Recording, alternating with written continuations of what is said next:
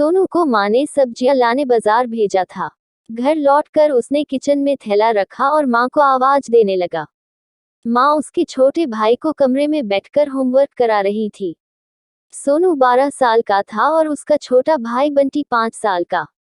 बड़े होने के कारण माँ उससे घर के छोटे मोटे काम करवाने लगी थी, जैसे दुकान से सामान लाना, बाजार से सब्जी लाना, बगीचे की साफ सफाई करना, अपनी साइकिल धोना, अपना कमरा साफ करना, अपने कपड़े प्रेस करना।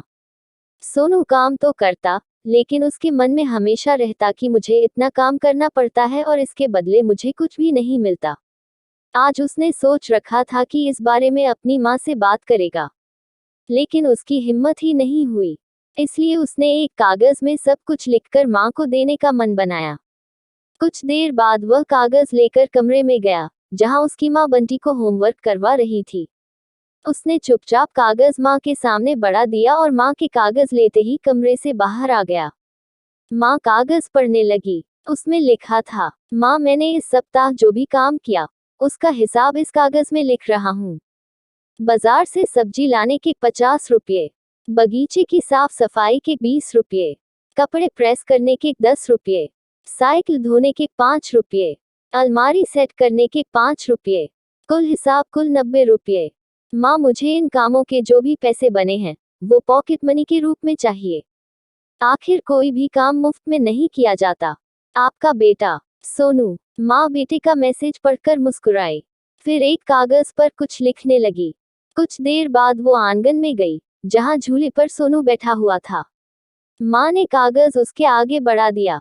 सोनू ने कागज लिया और पढ़ने लगा। कागज में लिखा था, बेटा तुमने अपना हिसाब दिया, अब मेरी बारी है, ये मेरा हिसाब। 9 महीने मैंने तुम्हें अपनी कोख में रखा, उसकी कीमत कुछ नहीं। तुम भूखे होते थे, तब तुम्हें अपना दूध पिलाने की कीमत कुछ नहीं। तुम छोटे थे, तब तुम्हारा ख्याल रखने की कीमत कुछ नहीं। तुम्हारे बीमार पड़ने पर रात रात भर जागकर तुम्हारी तीमारदारी करने की कीमत कुछ नहीं।